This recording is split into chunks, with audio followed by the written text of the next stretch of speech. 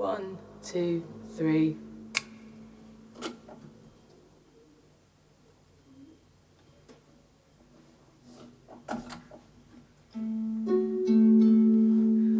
Hello, I'm R.Dyer. It's great. It's lovely to be at the box, doing a box concert. When Tim asked me, I was a bit worried because normally my suitcase that I take to gigs is about the size of this box. But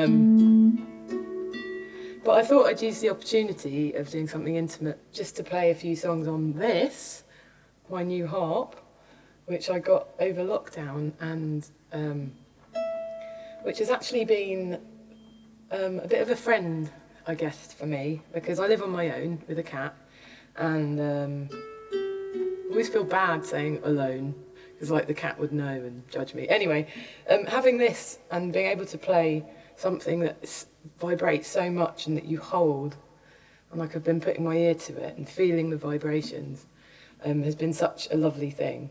It also does feel like a bit of a risk because I'm not great at it, but why not? What is life without risk? Which leads very conveniently onto my first song, which is called Risk, and it was a commission. And being a literal thinker, when faced with a commission brief that said you had to write a song about risk, I decided to do it about the board game.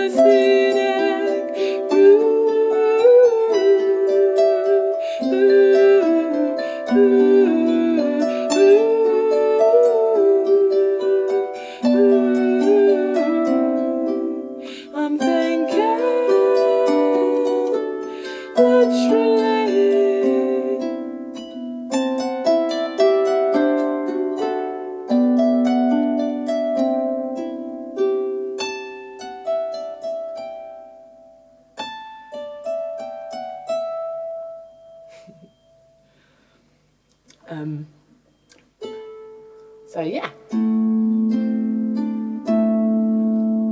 What's really great actually, when I was testing the sound with Tim, we realised that this note here, which is an A, is actually resonating through through the stool, through the harp, through the stool, and around the box. So if you hear this kind of extra loud low note there, that is the box becoming an instrument, and that's very exciting. I mean, it's funny, I did say I'd never be put in a box, but you know.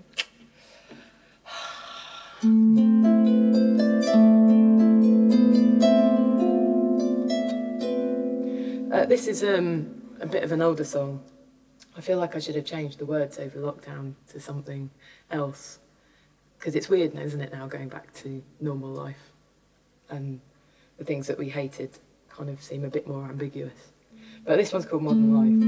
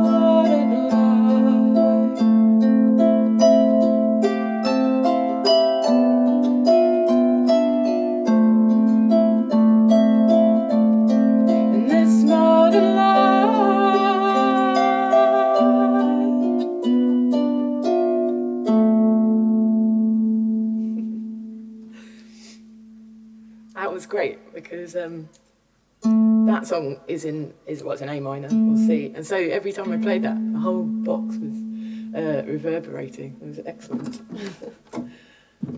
It'd be great when we get to share these vibrations together. Ooh,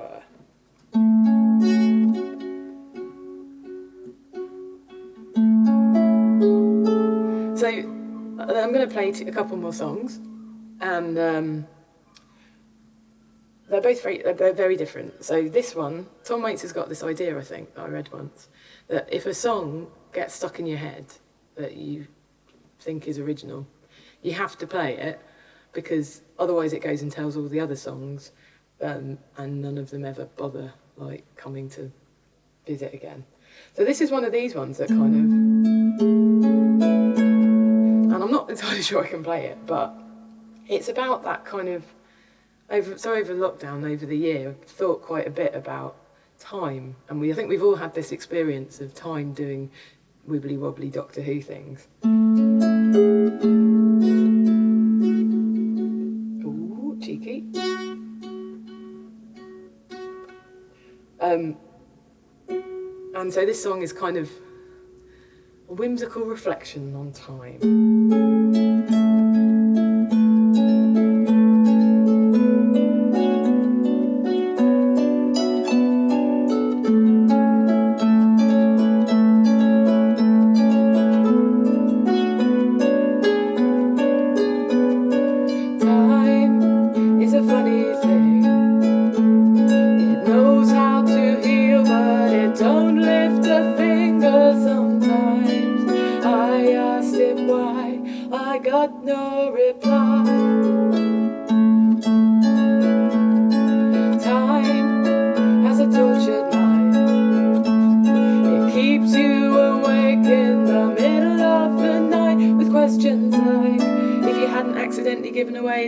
Euro 92 Panini football sticker of Gary Lineker when you were nearly 9, what would your life be like? Well, it was a blow, but I will never know. And it knows how to make a fool of you, and it cannot be trusted with the truth, but goddamn can it carry a tune. It's time.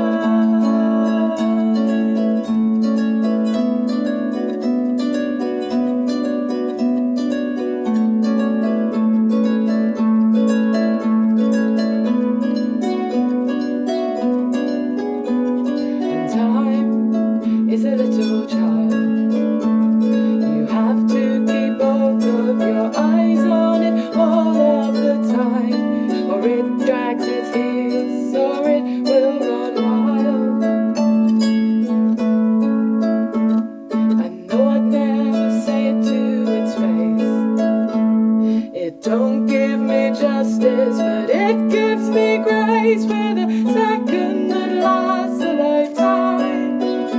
When you look into your baby's eyes, or the way things expand when a melody rises that can't be contained in a clock or a timesheet, that memory returning with something so precious it can't be diminished to minutes or seconds. If you think it's the end of the line, there's always time.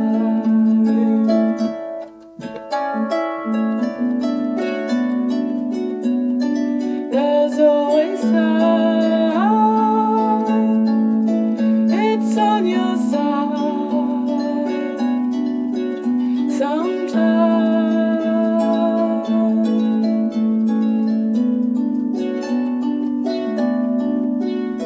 And according to eBay, I'd only get $9.99 for that sticker anyway.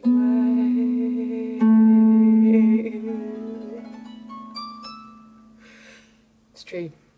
I accidentally gave away Gary Lineker, but it was very sad. Moving swiftly on.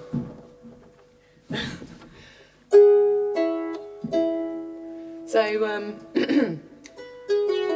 this was another song I wrote, and if that one was like this cheeky little monkey that wouldn't go away, then this was a song that took me about a year to write and sort of wrote me just as much as I wrote it.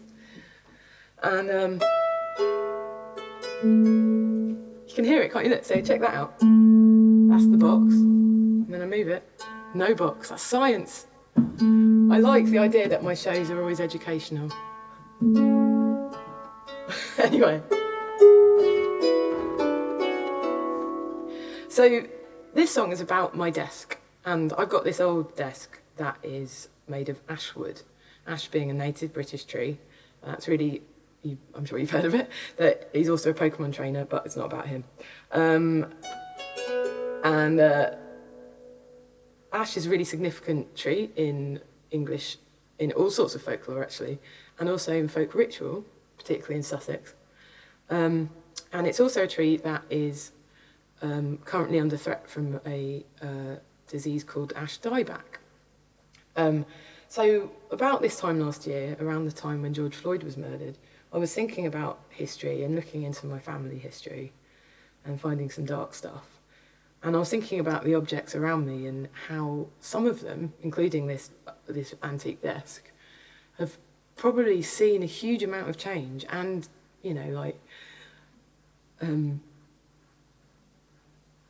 have, existed in colonial times, basically. So I was sort of wondering, what would this desk say if it could talk? And does it remember being a tree? Does it remember the people that sat down and wrote on it? Does it know? Anyway, I'm not going to say too much because obviously that's what the song's for. But another fact that is useful in this song is knowing about, you definitely can't see it, this bizarre black thing here, which is a fungus that grows only on a few trees, and ash is one of them.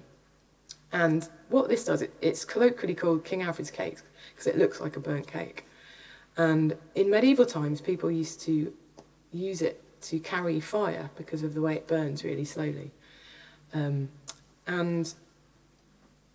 what happens, the kind of part of the role of this fungus in the ecosystem is to help the decay of the branches that the ash trees normally drop. So when I first moved into my house that I spent all of lockdown in, there were a few cases of ash dieback in the cemetery, and there'd be trees just covered with these fungi, and they're fascinating. And the reason I mention it is this song is called King Alfred's Cakes, and you'll get a sense of why. I was tempted to try and light it in here, but this is a wooden box.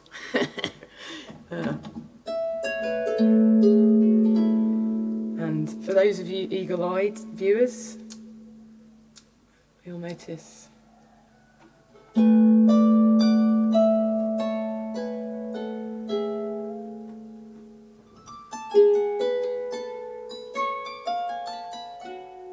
so let's turn the lights off. There we go. Woo-hoo.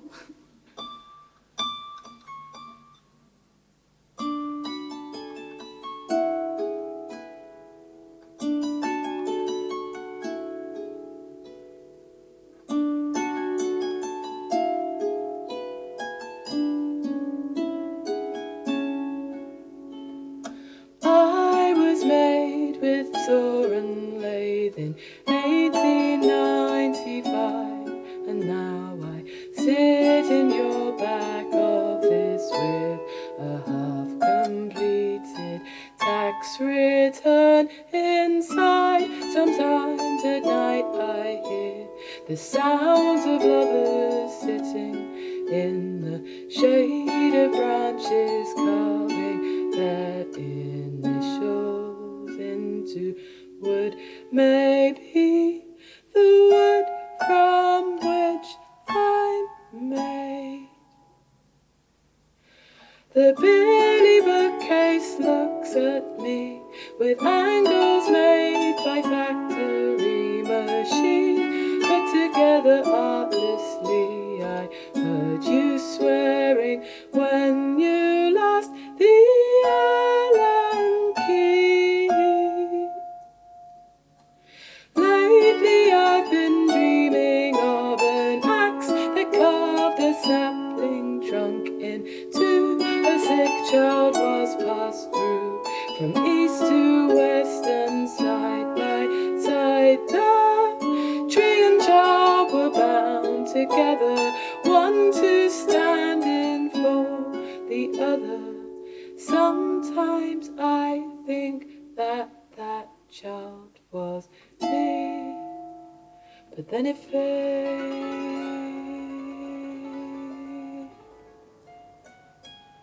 into a dream.